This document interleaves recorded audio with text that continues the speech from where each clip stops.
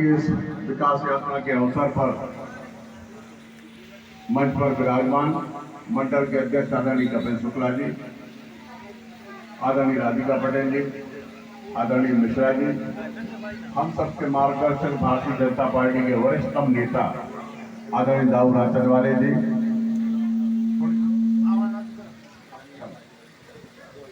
पूर्व जिला पंचायत के अध्यक्ष आदरणीय शिवपुत्रन जी, आदरणीय जनपद के पूर्व अध्यक्ष आदरणीय ऋषि लम्बादार जी, इस ग्राम के सरपंच जी, उपस्थित सभी हमारी पार्टी के वरिष्ठ कार्यकर्ता बंधुगण, उपस्थित ग्राम के सभी बुजुर्गवार एवं मित्रों, साथियों, माताएं एवं बहनें और यहाँ उपस्थित पत्रकार मित्रों, सभी के लिए मैं हाथ जोड़कर प्रणाम करता हूँ, नमस्कार करता हूँ।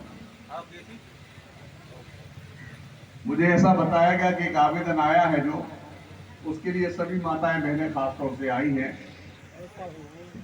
राशन के लिए राशन नहीं मिल रहा है, ऐसा भी मुझे बताया। आवेदन आया है जो मेरी बात खत्म होने के बाद मैं उसको बात भी करता हूं, और अगर ये आपने जो लिखा है ये सही पाया जाएगा तो उसके खिलाफ सख्त से सख्त कार्रवाई करके उसको अलग कराने का काम किया जाएगा। कोई अधिकारी कर्मचारी को हक नहीं किसी गरीब का हक मार सके, उसका राशन ना दे, उसको और दूसरी सुविधाएं ना दे। सरकार का कहना साफ है कि गांव गरीब मजदूर किसान के लिए भारतीय जनता पार्टी की सरकार है।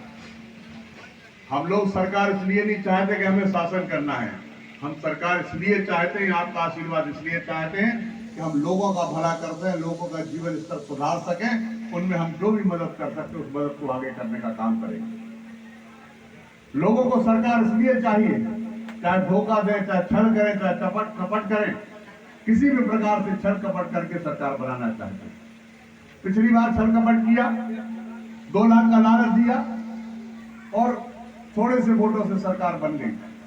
आपने देखा क्या उन्होंने कर्जा माफ किया था और उल्टा किसान को कर्ज में और फंसा दिया, डिफॉल्टर कर दिया, इससे परेशान अलग हो गया।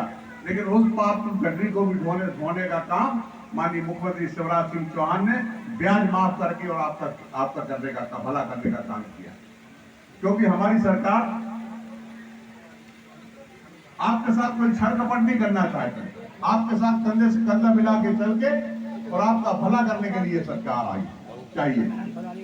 आपको याद होगा हम लोग फरवरी के माह में विकास यात्रा लेके आए थे और उस समय हम लोगों ने कहा था कि आने वाले समय में 1000 रुपए महीना महिलाओं को दिया जाएगा, बहनों को दिया जाएगा, लाडली बहना बनाकर। और जून के महीने से मिलना प्रारंभ हो गया और वो राशि यही रुकने वाली नहीं 1000 की, वो जाकर 3000 तक होने वाली है। जैसी जैसी व्यवस्थाएं बढ़ती जाएंगी 1250, 1500, 1750, 2000, 2500 और 3000 तक जाके वो राशि पहुंचेगी। हम लोग जो भारतीय जनता पार्टी के नेता मुखिया जो कहते हैं वो करके बताते हैं और किया है।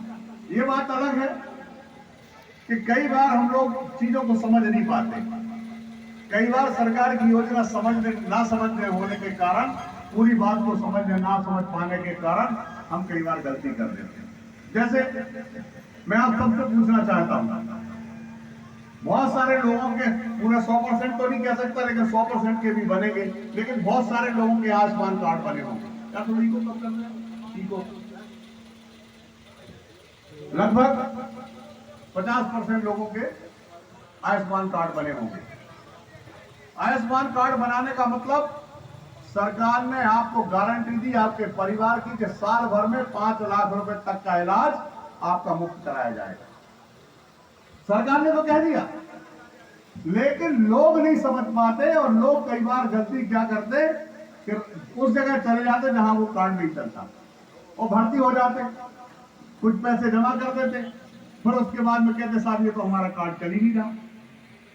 मैं रोज निवेदन करना चाहता हूं सब यहाँ उपस्थित लोगों से कि जब भी आपको, भगवान करे कि आपके घर में कोई बीमार ना हो, कोई बीमारी ना आए, ना कोई परेशानी आए, लेकिन अगर आती है तो जिस अस्पताल में आप जाते हो भर्ती होने से पहले आप उससे कहिए कि हमारे पास आयुष्मान कार्ड है, चलेगा क्या? अगर चलता है वो कहता हाँ चलेगा तो भर्ती होइए, नहीं तो दूसरे अस्पताल में जाके भर्ती हो जाइए। क्योंकि हम समझ सकते हैं कि लाख रुपए 1.5 लाख रुपए लग गया एक गरीब मजदूर किसान को, तो क्या करेगा, कहां से चुकाएगा? कर्ज ही होगा उसके ऊपर। मित्रों, बहुत सारी बातें आदरणीय राधिका जी ने कही, आदरणीय बंडा ने कही, हमारे जनपद के अध्यक्ष जी ने कही है। लेकिन मैं एक बात याद दिलाना चाहता हूं आपको, अब चुनाव का समय आ गया, 2-3 महीने बाद चुनाव होगा और आपको यह तय करना है कि आपके लिए कौन अच्छा करना चाहता है, आपका भला, आपके परिवार का भला, आपके बच्चों का भला कौन ईमानदारी से करना चाहता है। अभी आप सुन रहे होंगे, अभी कुछ दिन पहले जब घोषणा हुई कि 1000 रुपए करेंगे तो कुछ लोग आए और फार्म भरवाने लग गए, नीले पीले हरीले जैसे उनने कर्ज मुक्ति के समय भरवाए थे। वो कहने लगे हम 1500 देंगे, और जब 1000 मिलना शुरू होगा तो हिरा गए, पता ही नहीं चलता कहां हो गए, कहां गए वो 1500 के फार्म, क्योंकि माननीय मुख्यमंत्री जी ने कह दिया 1500 नहीं, हम 3000 तक ले जाएंगे।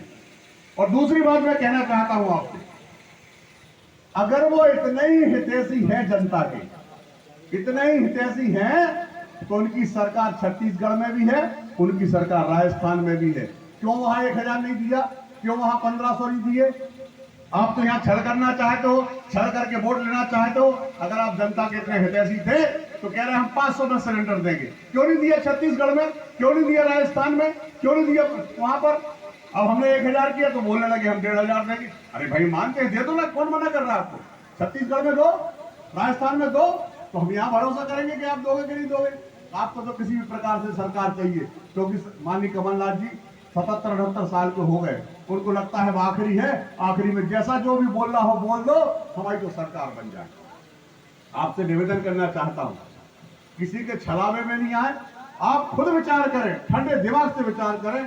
माताएं बहनें भी बैठी है, यहाँ सब लोग बैठे, आप विचार करिए कि पिछले 20 वर्षों में पहले आपकी स्थिति क्या थी और आज स्थिति क्या है, और अगर ये स्थिति बदली है तो इसमें सरकार का कितना योगदान है, वो भी आप अगर याद करेंगे तो मैं पूरा भरोसे के साथ इस बात को कह सकता हूं कि भारतीय जनता पार्टी को कोई मतदाता नहीं छोड़ेगा। तो सारे के सारे लोग ये चाहेंगे कि भारतीय जनता पार्टी की सरकार बने, हमारे नरेंद्र मोदी जी और शिवराज सिंह चौहान जी फिर से प्रधानमंत्री और मुख्यमंत्री बने।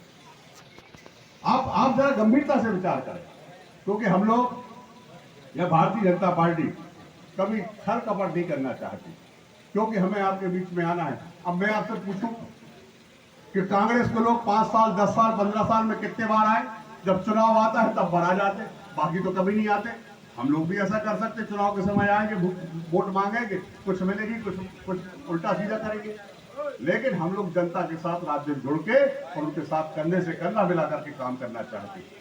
उनको अपने दिल में जगह देना चाहते हैं, दिल में जगह रखना चाहते हैं और उनके दिलों में भी जगह बनाना चाहते हैं। इसलिए हम लोग बार बार आते हैं। मुझे लगता है केरला तो हम लोग अभी 3 महीने में 4-5 बार हो गए होंगे, 4 महीने में लगभग हर महीना आना हो जाना हो जाता, वो लोग कभी नहीं आते। मैं आप सबसे विनम्र अनुरोध करना चाहता हूं कि आने वाले समय में किसी छल कपट में आप ना आए और अपना भविष्य खुद तय करें। आपको लगता है कि भारतीय जनता पार्टी आपके साथ अच्छे से काम कर रही है, आपको सुविधाएं दे रही है, तो आपको उसके साथ आशीर्वाद दे करके उस कमल का बटन दबा करके और आप उसको फिर से पुनः जिताएं।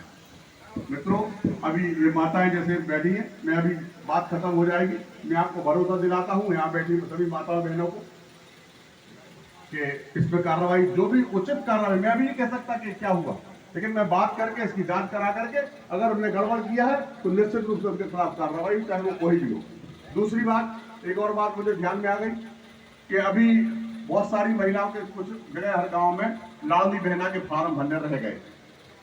यहाँ तो बैठी बहुत लोगों को मिल रहे होंगे, कुछ शायद जो 60 साल से ऊपर होंगे उनको न मिल रहे होंगे, लेकिन बहुत सारी महिलाओं को मिल रहे होंगे। लेकिन जो रह गई हैं उनके भी फार्म कार्यकर्ताओं से भी अनुरोध करना चाहता हूँ, पूछ लें, जो बहनें रहेंगी उनके भरवा दें।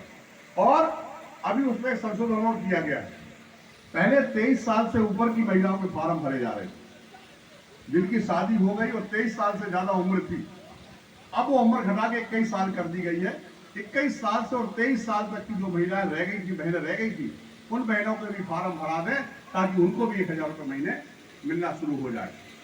और ये फार्म भरना 25 तारीख से शुरू हो रहा है, इसी 19 तारीख हो गई, 6 दिन बाद फार्म भरना शुरू हो जाएंगे। तो माताएं बहनें बैठी, उनसे भी कहना चाहता हूँ, हमारे जो भाई बैठे हैं वो भी अपने घर परिवारों को पता कर लें, जिनके फार्म रह गए हो वो भरवा करके और इस योजना का लाभ लें। आप सब यहाँ अच्छी संख्या में एकत्रित हुए और आप सबका मैं बहुत बहुत धन्यवाद और आभार करना चाहता हूँ कि आप सबका आशीर्वाद हमेशा से मिलते आया है और इस आस्था और विश्वास के साथ कि आगे भी आपका आशीर्वाद भरोसा हम सब पर रहेगा। बहुत बहुत धन्यवाद। जय हिंद, जय भारत।